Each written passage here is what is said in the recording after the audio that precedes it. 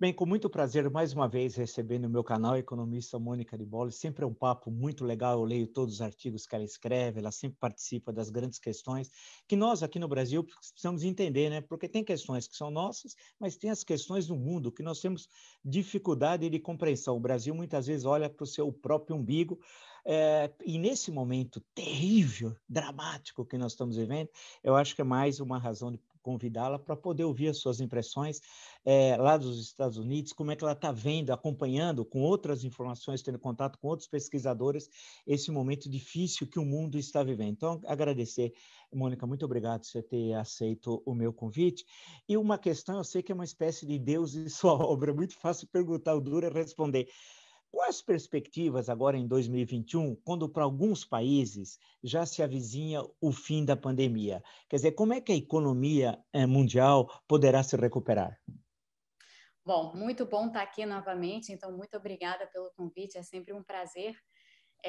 A maneira de pensar como é que o mundo vai evoluir daqui para frente está completamente atrelada às vacinas, né? Porque não tem recuperação econômica sem uma campanha de vacinação rápida e que, enfim, ande de forma eficiente. E o que a gente está assistindo já há alguns meses é que uma parte do mundo tem acesso, tem doses das vacinas que precisa para atender a sua população. Alguns países, inclusive, têm até excesso de doses, tem superávit de doses de vacinas, enquanto outros países não têm, né? Não têm doses suficientes e estão ainda com campanhas de vacinação muito lentas. A gente vê isso, por exemplo, no caso brasileiro. Houve uma aceleração e tal, agora, no mês de abril, mas ainda assim, comparado ao que está acontecendo em outras partes do mundo, é lenta e a gente ainda não tem no Brasil as doses suficientes para cobrir a população toda. Então, como isso está acontecendo de uma forma muito desigual e como a disponibilidade de doses, a maneira como ela está distribuída no mundo hoje, os países as economias maduras, as economias mais avançadas, né, os países Estados Unidos e Europa e Reino Unido, têm doses suficientes para as suas populações, mas o mundo emergente ou os países mais pobres não têm. O que a gente vai assistir, na verdade já está assistindo isso, é que a desigualdade a nível global vai aumentar, porque os países que estão com campanhas mais avançadas e têm doses suficientes vão se recuperar mais rapidamente, já estão se recuperando, é o caso aqui dos Estados Unidos, por exemplo, e os países que estão ainda com campanhas muito lentas, não têm doses suficientes, que ainda vão demorar muito para chegar no estágio em que vários desses outros países estão em termos de imunização, não vão se recuperar enquanto não estiverem nesse estágio. Então, tudo tende a isso, né? A você ver um mundo em duas velocidades muito distintas, pelo menos duas velocidades muito distintas, sendo que o agravante aqui é que essas velocidades são velocidades de divergência, porque você está falando aqui de uma parte do mundo que já é mais avançada e já tem mais riqueza, retomando mais rapidamente do que aqueles que têm menos. Então, a tendência é realmente você abrir uma boca de jacaré assim na desigualdade mundial. Deixa eu lhe perguntar uma coisa. Os Estados Unidos sempre, claro, evidentemente, especialmente no mundo ocidental, tem uma enorme influência, né? Foi um marco a recuperação norte-americana lá nos anos 30, depois da saída da depressão, a figura, né, do Franklin Roosevelt, o único presidente eleito 4 vezes consecutivamente, né? Agora, para muitos, e eu digo para mim também, que eu acompanho, não acompanho tão para e passo os Estados Unidos, mas é uma feliz surpresa, não sei se eu estou certo, uma série de medidas adotadas, e o próprio discurso do presidente Biden, de questões que estiveram presentes na história norte-americana no século XX, mas em certo momento elas foram perdendo espaço, né? E isso influenciou o restante do mundo, inclusive o Brasil. Agora parece, não sei, daí que eu queria justamente ouvir a sua opinião, há uma mudança radical em relação ao governo anterior, né? Parece, dá a impressão, né? E os Estados Unidos está construindo a impressão um novo, não vou dizer que é um novo modelo de Estado, porque não vamos chegar a um exagero disso, mas é uma nova estruturação das relações com as classes sociais, com a economia, a sua presença também no mundo. E causou para você surpresa a gestão Biden até os primeiros 100 dias e o próprio último discurso do presidente? Não, conhecendo primeiro a história desse país aqui, onde eu morei a maior parte da minha vida, e observando, tendo vivido os anos Trump, tendo vivido a campanha, intensamente a campanha no ano passado, tendo contatos dentro do Congresso americano, como eu tenho, não me surpreendeu em nada o que está acontecendo agora, né? Inclusive, o que foi dito no primeiro discurso que o Biden fez ao Congresso, que não foi ainda o State of the Union, não se faz State of the Union no primeiro ano de governo, só a partir do segundo, mas é uma espécie de State of the Union, né? Onde é a ocasião que o presidente tem para apresentar a sua agenda econômica. Isso tipicamente ocorre aqui nos Estados Unidos no primeiro ano de governo, quando o governo completa 100 dias, uma espécie de tradição política aqui. O que o Biden apresentou foi uma visão de um Estado indutor do desenvolvimento econômico de longo prazo, diferente do que já foi no passado, diferente no sentido de atuação, então de setores e de áreas e de camadas sociais, enfim. Falo sobre isso em um momento, mas antes eu queria fazer só uma retrospectiva histórica para dizer o seguinte: o Estado indutor do desenvolvimento de longo prazo não é uma novidade aqui nos Estados Unidos. Eu acho que, às vezes, as pessoas que olham para o Brasil, para os Estados Unidos a partir do Brasil, olham para os Estados Unidos com lentes brasileiras e não compreendem muito bem a natureza do Estado aqui. Então, existe uma espécie de ficção de que os Estados Unidos são um país que funciona basicamente com iniciativa privada. Não é assim. Os Estados Unidos, no século XIX, quando se industrializaram com base no Estado, inclusive com políticas muito semelhantes às que nós fizemos nos anos 30, 40 e 50 do século XX. Então, foi uma industrialização com protecionismo e substituição de importações. E, posteriormente, em várias épocas distintas, o Estado sempre foi bastante atuante. Foi atuante na década de 30 para recuperar a economia da Grande Depressão, foi atuante o tempo todo durante a Guerra Fria, a corrida espacial está aí para mostrar isso, e foi atuante com vistas ao desenvolvimento. É verdade que havia outros objetivos ali, de uma preponderância, de uma necessidade de preponderância da economia americana no mundo, mas ainda assim estava lá o Estado presente. Aí a gente passou por uma espécie de visão ultraliberal, no sentido que brasileiros empregam a esse termo, dos Estados Unidos nos anos 70, por causa de discussões vindas da Escola de Chicago e de outros ambientes acadêmicos que tiveram uma influência grande na política macroeconômica, mas não nas políticas voltadas para desenvolvimento de longo prazo.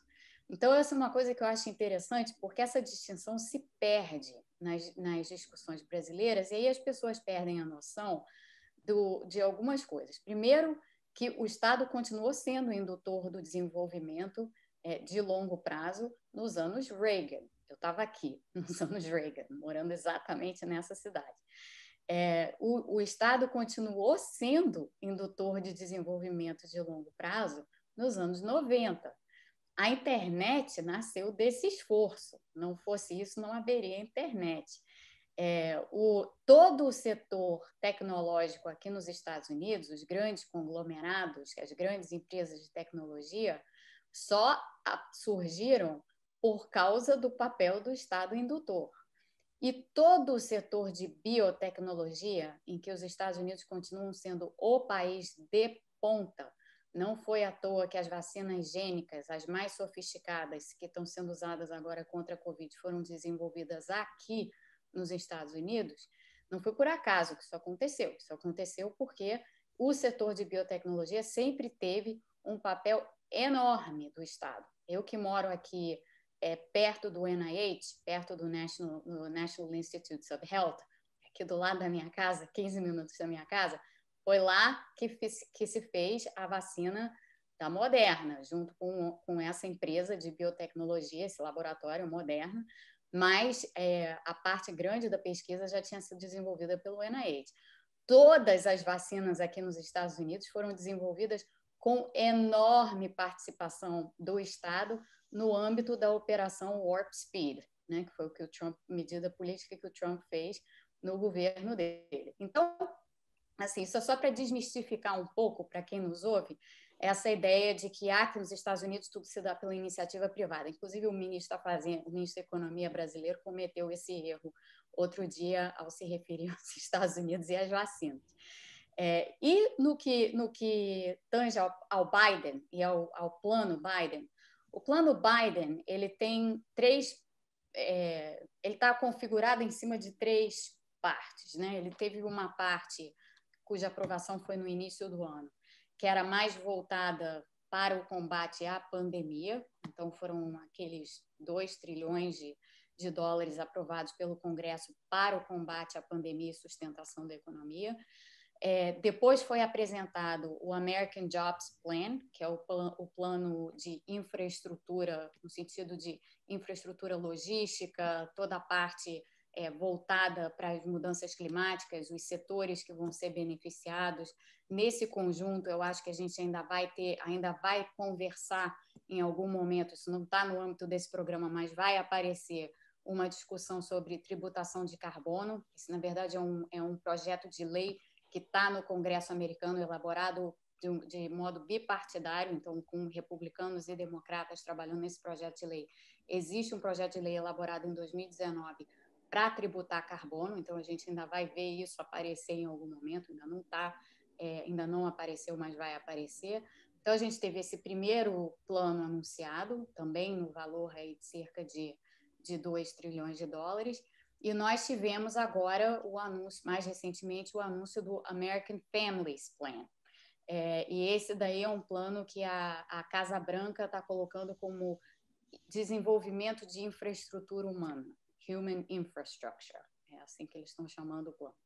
E, na verdade, é uma espécie de... Aqui, sim, tem uma espécie de ruptura em relação ao que foi o papel do Estado até aqui, que é a seguinte: os Estados Unidos são o único país avançado, a única economia madura que não tem um estado de bem-estar social formado, né? E daí um pouco vem essa ficção, eu acho, no Brasil, de que não tem atuação do Estado, quando na verdade tem. E esse pilar do plano do Biden, o American Families Plan, ele estabelece os fundamentos do que pode vir a ser a construção de um estado de bem-estar social nos Estados Unidos. Então, eu acho que essa é a maneira assim, de ver como, inclusive historicamente, o que foi o papel do Estado antes, o que tem sido o papel do Estado ao longo de toda a história e como que isso está sendo transformado agora pelo Biden na criação de uma espécie de estado de bem-estar social ou de um embrião de estado de bem-estar social. Agora, tudo isso para ser adotado vai ser uma batalha legislativa, né? Porque a maioria na Câmara dos Representantes é pequena, né? E no Senado é 50-50. Claro que a vice-presidente, pela Constituição americana, pode dar voto de Minerva. Nós tínhamos aqui isso na Constituição de 46, depois foi abolido, né? Do vice-presidente ser presidente do Senado e até poder votar. Quer dizer, há ainda uma certa dificuldade legislativa, quer dizer, daqui 2 anos também vai ter eleições, aí vai pode ser que mude um pouco a composição, porque é uma mudança nesse sentido, não sei se eu estou errado, se por favor me corrija, é uma mudança bastante significativa, né, em relação ao menos ao passado recente. E olhando para o futuro, esse ponto que você destacou, do estado de bem-estar social, né? Porque se nós compararmos a Europa Ocidental, né, com os Estados Unidos, quer dizer, claro que o processo de formação é diferente, das lutas sociais, evidentemente que é. Mas os Estados Unidos criou um país que é difícil para a gente. Tem gente que imagina que existe uma espécie de SUS nos Estados Unidos, assim, em larga escala, como tem no Reino Unido. As pessoas não sabem, né? E aí, quando recebem essa notícia, ficam assustados. Mas como? Como que o país mais rico foi o que mais morreu de COVID, né, da Covid-19, né? É difícil, né? Então, essa questão legislativa, a questão política, vai ser uma batalha, né? Mas ao mesmo tempo, a gente tem que lembrar o seguinte: o Trump o Trump mudou muita coisa dentro do Partido Republicano. Não vou comentar as mudanças mais radicais, mas vou comentar as mudanças assim de cabeça em termos de política econômica. O Partido Republicano, historicamente, sempre foi um partido defensor de, enfim, menor intervenção possível do Estado, defensor de redução da dívida, defensor de redução dos déficits. A gente tem que lembrar que no governo Trump, o maior aumento do déficit público americano nas últimas décadas aconteceu no governo Trump. E não foi nem por conta só da pandemia. Foi de antes, em 2017, quando o Trump fez a reforma tributária que reduziu dramaticamente os impostos corporativos e também os impostos sobre os mais ricos. E, ao mesmo tempo, aumentou os gastos. Então, ali, em 2017, houve um aumento brutal do déficit público americano com o aval dos republicanos, com o aval do Partido Republicano, inclusive de pessoas do Partido Republicano, como Lindsey Graham, como Mitch McConnell, que são figuras bem centrais dentro do Partido Republicano, não são extremistas em nenhum sentido. E, junto com isso, o Trump também moldou o Partido Republicano para pensar no papel do Estado de uma forma diferente do que se pensava antes. Porque, embora ele jamais tenha executado esse plano, o Trump tinha um plano de US$ 1,5 trilhão de infraestrutura. Inclusive, essa foi uma promessa de campanha veiculada inúmeras vezes pelo Steve Bannon, na época que o Bannon era ainda o coordenador de campanha, e depois, quando ele virou assessor direto do Trump dentro da Casa Branca. Esse plano nunca vingou, nunca veio à tona por inépcia, na verdade, porque teria passado com apoio bipartidário, os democratas teriam apoiado esse plano e os republicanos teriam votado nesse plano. Então, na verdade, sim, vai haver claro que vai haver um embate legislativo, até porque existe hoje uma tendência, tanto dos democratas quanto dos republicanos, de se opor ao que um e outro propõem, mas a verdade é que os republicanos hoje são outros republicanos comparados ao que eles já foram no passado. Então, ali vai ser interessante de ver o tipo de cálculo político que vai acontecer. Porque tem duas coisas aqui que os republicanos e os democratas já perceberam no decorrer da pandemia. Primeiro que, voltando ao Trump no ano passado, quando você dá dinheiro na mão das pessoas e das empresas, pequenas empresas, numa situação de necessidade, isso se transforma em voto. O Trump viu isso acontecer, mas depois perdeu o controle da pandemia e perdeu as eleições. Teria ganho as eleições se tivesse tido outro comportamento, talvez. E o Biden sabe disso muito bem e está com a aprovação no nível que está para um país tão polarizado quanto são os Estados Unidos hoje, porque fez o plano que fez logo no início do governo e, de novo, deu dinheiro na mão das pessoas. Essas duas propostas que estão na mesa, o American Jobs Plan e o American Families Plan, os dois fazem exatamente a mesma coisa. Eles entregam visivelmente resultados práticos na vida das pessoas, quase que de imediato. Então, para os republicanos, que hoje estão um tanto desarticulados, não vai ser tão fácil se opor completamente a esses dois planos do Biden. É claro que algumas coisas eles vão rejeitar. Então, uma parte do que está previsto para financiar esses programas, por exemplo, os aumentos de impostos sobre os mais ricos, ou os aumentos de impostos corporativos, a tributação sobre ganhos de capital, enfim, todas essas iniciativas, elas vão ter uma contestação por parte dos republicanos.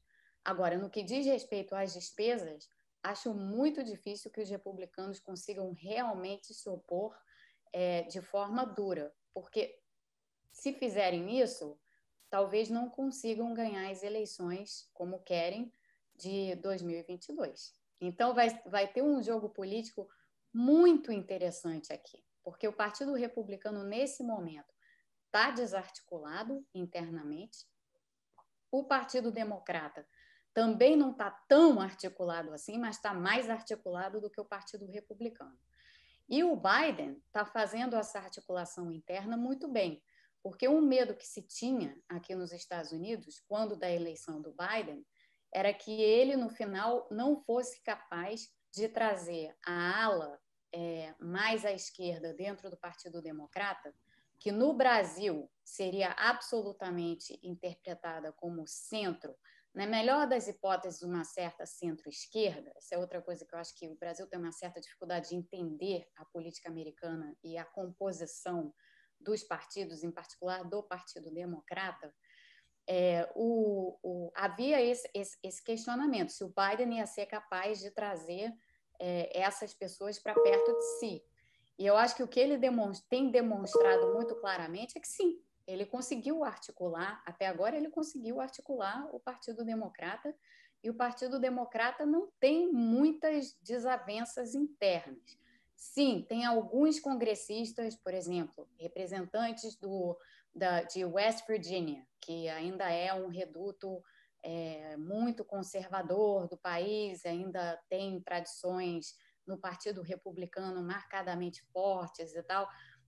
Talvez seja difícil trazer alguns democratas para perto, mas aí são esses, não são os que se imaginava que iam ser os mais difíceis de trazer. Então, todo o cenário político aqui nos Estados Unidos está muito interessante e está muito fluido. E não é tão fácil a gente fazer uma leitura hoje do quão difícil será para o Biden, no fim das contas, aprovar a agenda que ele quer aprovar. Talvez seja até menos difícil do que pareça. Uma última questão, para não me estender muito, com você, Mônica. Será que com a nova administração democrata, a América Latina vai passar a ter um novo papel? América Latina não, porque o México é importantíssimo para os Estados Unidos. América do Sul, por quê, né? Porque a América do Sul, se eu falasse isso há 20 anos atrás, que a China seria o maior parceiro comercial do Brasil e não só, de vários países da América do Sul, o pessoal ia achar que a gente estava delirando, falar, isso é um absurdo tal, porque nós tivemos um longo período, primeiro de forte vinculação com a Inglaterra, século XIX até início do século XX, né? E depois com a forte presença norte-americana. Porém, em vários países, inclusive no Brasil, o maior parceiro comercial e investidor é justamente a China. E a China virou, a cada vez mais, uma enorme potência mundial, logo uma potência militar que ainda não tem a mesma importância da potência econômica que ela mas logo terá, né? É mais ou menos inevitável isso. A questão que se coloca e a discussão colocada pela política externa norte-americana, de um possível conflito, um tipo de conflito. Conflito não no sentido de guerra, evidentemente, porque isso não é uma questão que se coloca, aparentemente, mas na questão de intensificar conflitos econômicos, que foram intensos recentemente. Então, como é que fica essa questão das relações desses dois grandes gigantes, China e Estados Unidos? Esse é um aspecto muito interessante. O Biden deixou bem claro, não só no discurso dele último para o Congresso, mas antes disso ele já vinha falando exatamente nessa linha, que a maneira como o Partido Democrata hoje vê a China não é muito distinta, ou é quase equivalente, à maneira como o Partido Republicano vê a China. Então, a China é um rival. A China é vista como um país que rivaliza com os Estados Unidos no quadro internacional. rivaliza em todos os sentidos, ainda não no sentido militar, mas, como você bem disse, brevemente, possivelmente socorrerá também. Não estamos falando aqui de guerra, conflitos abertos e tal, não estamos falando de nada disso, estamos falando simplesmente de potências, né? Como é que os países desenvolvem as suas potências. No caso da América Latina, como a China tem essa presença forte hoje na América Latina, inevitavelmente os democratas e o Biden vão ter que, em algum momento, se voltar para a América Latina de um modo muito diferente do que fez o Obama, que, na verdade, fez um desvio da América Latina, né? Se a gente for relembrar a política externa do Obama, ela era inteiramente voltada para a Ásia, e muito pouco para a América Latina, à exceção do México, evidentemente, com quem os Estados Unidos têm um acordo comercial, México, Estados Unidos e Canadá, desde meados dos anos 90.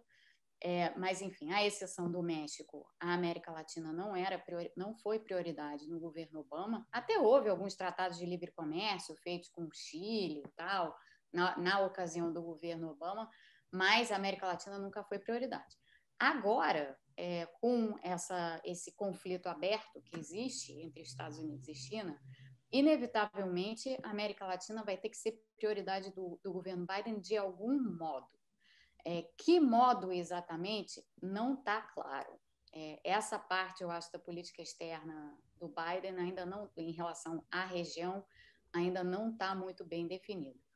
Ele tem pessoas com ele, inclusive o próprio secretário de Estado, o Anthony Blinken, ele tem pessoas com ele que entendem profundamente de América Latina. Ele próprio entende profundamente de América Latina. Então, a gente vai ver os Estados Unidos se voltarem mais para a região. Como? Quais são os países que vão ter mais atenção dos Estados Unidos? Vai naturalmente ser o Brasil? Não vai ser o Brasil? Eu acho que todas essas são questões em aberto. Nesse momento agora, não é o Brasil. Prioridade para o governo Biden não é o Brasil. A única questão que o governo Biden tem com o Brasil nesse momento é climática. Então, é a questão ambiental, é a resolução desse impasse que hoje existe entre a visão do governo Biden sobre clima e a liderança que os Estados Unidos querem voltar a ter nessas questões e a maneira como o governo Bolsonaro age. Não importa o que o Bolsonaro diga, as pessoas que estão aqui na equipe do Biden, trabalhando com o meio ambiente, sabem o que o Bolsonaro pensa e estão mais interessadas no que ele pensa e faz do que no que ele diz. Então, hoje existe um conflito tácito. Ele não está aberto, mas ele está ali. E isso prejudica o Brasil. Isso prejudica, inclusive, essa volta dos Estados Unidos para a América Latina, porque o Brasil ainda é a maior economia, ainda continuará a ser, espero, a maior economia da América Latina. Mas o governo atual impossibilita muitas coisas. Perfeito. Legal, Mônica. Muito obrigado, Mônica de Bolle, por mais essa entrevista. Eu acho que esse apanhado que você deu sobre os Estados Unidos é fundamental, porque há um enorme desconhecimento ainda do Brasil, mesmo de autoridades governamentais sobre os Estados Unidos. Eu acompanho aqui a conjuntura brasileira todo santo dia por obrigação, nem sempre por gosto, e vejo expressões, eu falo assim, meu Deus, mas isso não tem nada a ver, isso nunca aconteceu, isso ninguém mais diz, ou isso está fora de moda, numa linguagem mais vulgar, né? Isso, né? E aí é interessante ver, e acho que essa mudança, né? Porque o Roosevelt teve uma influência danada nos anos 30, né? Ele sempre, quando ele visitou o Brasil, veio 3 vezes aqui, se não me engano, e sempre fez questão, inclusive, até exagerou, em certo momento ele disse que quem criou o New Deal foi o Getúlio Vargas, num discurso que ele fez, se não me engano, em 36, salvo engano. Aí já é um certo exagero, mas a influência que aquilo tem aqui no Brasil. E depois, em outros momentos históricos, em tempos também mais recentes, né? Então, acho que essa mudança, e a gente vai estar acompanhando aqui, o país também vai estar mudando, porque afinal a história, né, ela não se congela, né? Então, puxa vida, muito obrigado mesmo, e numa próxima oportunidade eu gostaria de poder voltar a conversar com você. Sempre, muito obrigada.